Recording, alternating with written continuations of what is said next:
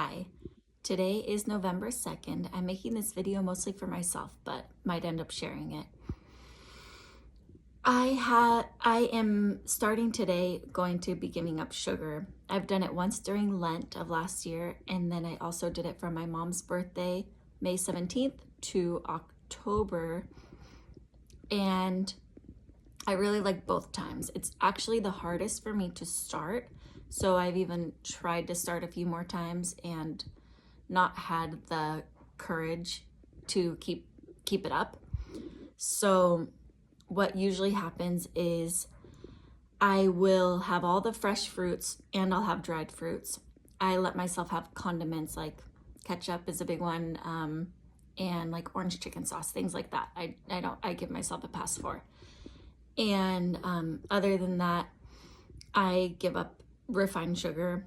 Usually when I'm doing this, I kind of crave to give up artificial sugars, and I've started to give that up at one point on my journey. And then the next desire is to give up all kind of breads, like refined wheats. But I take it with the first step, which is sugars, refined sugars, minus those little extras in my that are already in my main foods. So the reason I do that is because I notice there's that peaks and highs of your blood sugar going up and down, that fogginess in your brain, that feeling of just kind of grossness, how it leads to maybe gluttony, overeating.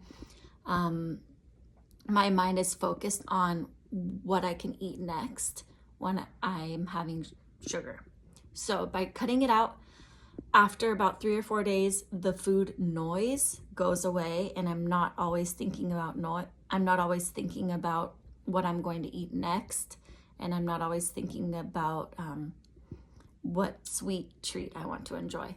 So I can kind of go through my day in a really steady way, and I have an easier time getting my work done, an easier time taking care of my kids, and just being present.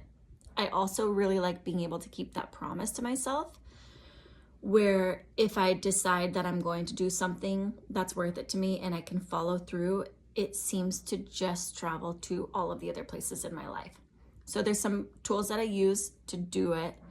And one of my very favorite things I learned from a lady online was when you have a sweet treat that you want, that you've enjoyed in the past, or that just looks delicious, you can turn away from it and say, I want your sweetness, Lord.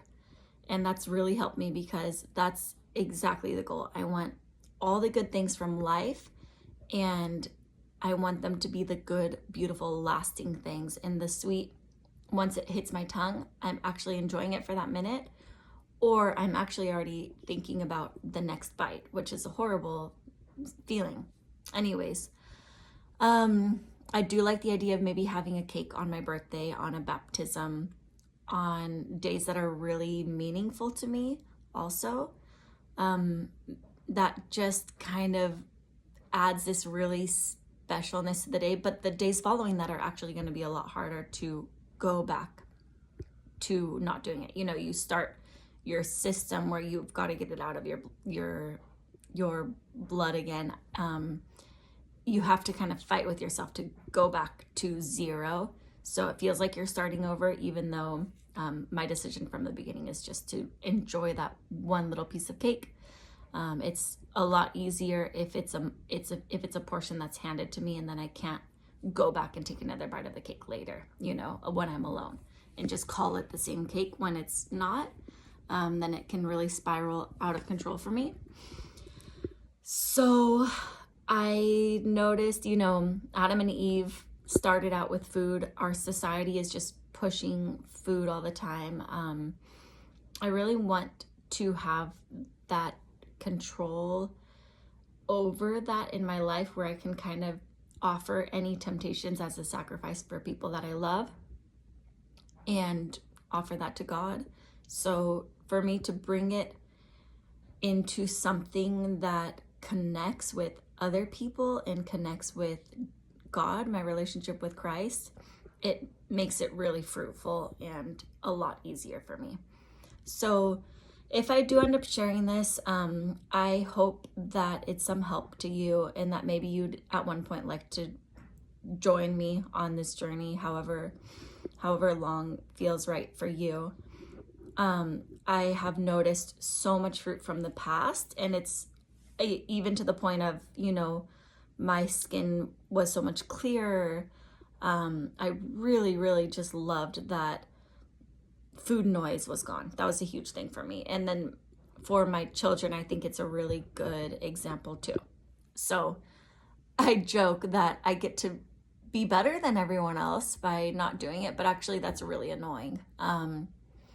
So if anything, when you do something good, you want to share the benefits of it, and that's where that comes from. But I highly recommend doing it, and I'm really excited to start this journey again.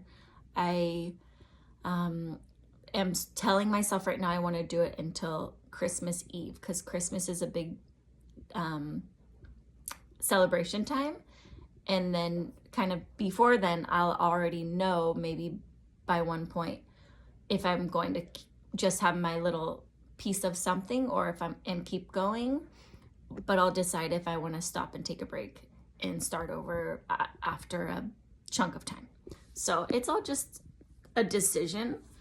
For anything good in our life, I think it's a lot easier to stick to anything once you have a decision.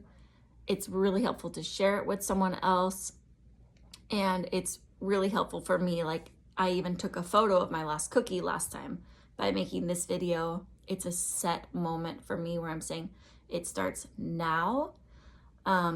It gives it some gravity, and it really does make it a lot easier when those times are harder for you. Say you're having like a more emotional day and you want to give up on that goal, so you just see something delicious and like, oh, I deserve this. You might deserve to feel happy, better, whatever it is, but it's not going to come from losing that bigger purpose. So for me, I want to get all of my comfort from God. I want to get all of my goodness and everything from being able to follow through with myself. So it really brings a lot of joy and really streams through, feeds the rest of every facet, every aspect of my life. So I'm really excited. I don't know how long this will last. I almost want to say I want to do it for the rest of my life, because I had so much satisfaction from it.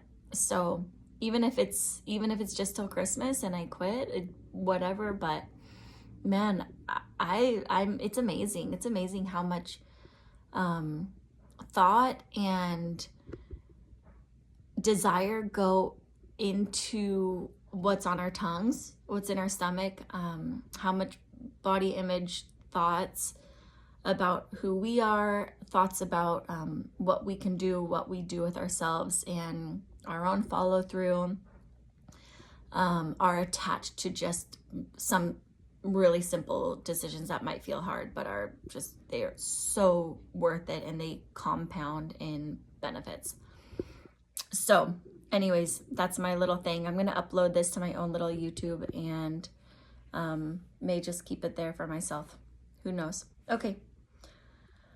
I'm excited. So far it's been since yesterday. My last little treat was a little package of M&Ms when I was nursing my baby, who's about 14 months.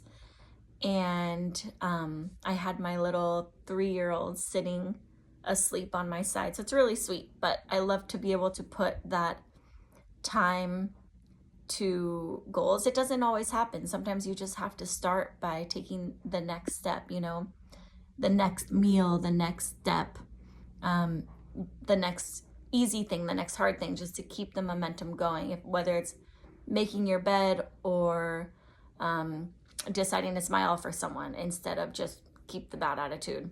So those sometimes are just that next step is all we have.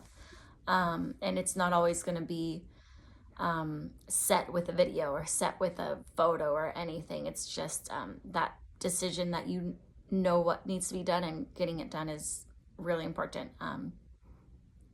I would love to be so good at everything where people just look at me and like, oh, you know, what do you have? I want it. I'm gonna follow you. You know, tell me what your secret is. I want my secret to be Jesus. People will ask you, you know, like, where does your joy come from? How do you do it with your 6 kids and your husband and keeping your house together? I don't really, but I pray all the time, and I want my life to just radiate Jesus. That's the goal. Radiate God, and then bring people to that relationship with Christ. So I think this is a good start. Just keeping promises with yourself, doing the hard things that have to be done. And it's really, really, really exciting when you actually do it and you follow through. Yeah, it's awesome. Okay, that's it.